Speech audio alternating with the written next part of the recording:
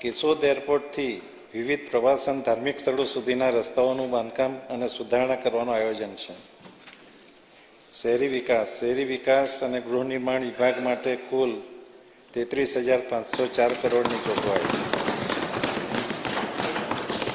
રાજ્યની લગભગ 48%થી વધુ વસ્તી શહેરી વિસ્તારમાં વસે છે. શહેરીજનોની સુખાકારી અને આજીવિકામાં વધારો થાય અને વધુ સારી જાહેર સુવિધાઓ મળે એ અભિગમ સાથે રાજ્ય સરકાર કામ કરી રહી છે. ત્યારે શહેરી માળખાગત સુવિધાઓ માટેની અગત્યની સ્વર્ણિમ જયંતિ મુખ્યમંત્રી શહેરી વિકાસ યોજના માટે 16,116 કરોડની જોગવાઈ. શહેરી સ્થાનિક સ્વરાજ્ય સંસ્થાઓને નાણાકીય સહાય માટે રૂપિયા 3354 કરોડની જોગવાઈ. અમદાવાદ અને સુરત મેટ્રો વિસ્તરણ સહિત ગુજરાત મેટ્રો રેલ પ્રોજેક્ટ માટે 2217 કરોડની જોગવાઈ. અમૃત મિશન 2 હેઠળ પાણી પુરવઠા, ડ્રેનેજ વ્યવસ્થા, તળાવોના વિકાસ માટે અને પરિવહન માટે રૂપિયા 1900 કરોડની જોગવાઈ.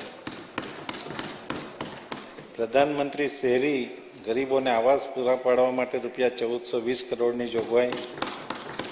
શહેરોમાં વિવિધ વિકાસ કાર્યો માટે નાણાં પંચ હેઠળ રૂપિયા 1376 કરોડની જોગવાઈ. અમદાવાદ મ્યુનિસિપલ કોર્પોરેશન માટે Gujarat resilient cities partnership programme તથા ઓરડા વિસ્તાર માટે પેરી અર્બન લિવેબિલિટી ઇમ્પ્રુવમેન્ટ પ્રોજેક્ટ હેઠળ બાહ્ય ભંડોળ માટે રૂપિયા 800 કરોડની જોગવાઈ.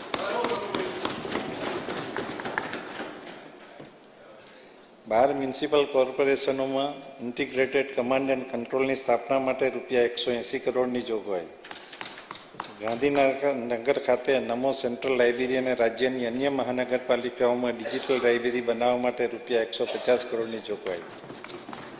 દરેક મહાનગરપાલિકાઓમાં સ્પોર્ટ્સ કોમ્પ્લેક્સ અને ફ્લાયઓવર નીચે સ્પોર્ટ્સ ઇન્ફ્રાસ્ટ્રક્ચર બનાવવા માટે રૂપિયા 150 કરોડની જોગવાઈ.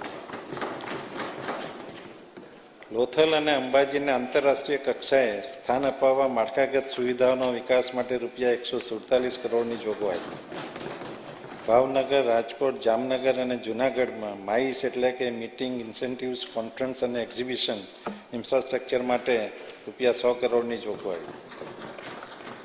સુગમ્ય ઉદ્યાન યોજનાનો નમો ગૌરવ પાર્ક અને લિનિયર પાર્ક જેવા આઇકોનિક ઉદ્યાનો માટે લેક વોચ અને એર વોચ માટે રૂપિયા 90 કરોડની જોગવાઈ. 24 નવા સબ મોડેલ ફાયર સ્ટેશન તથા ગુજરાત સ્ટેટ ફાયર એકેડમી શરૂ કરવા માટે 50 કરોડની જોગવાઈ. એફોર્ડેબલ સેન્ટ્રલ હાઉસિંગ યોજના માટે રૂપિયા 50 કરોડની જોગવાઈ.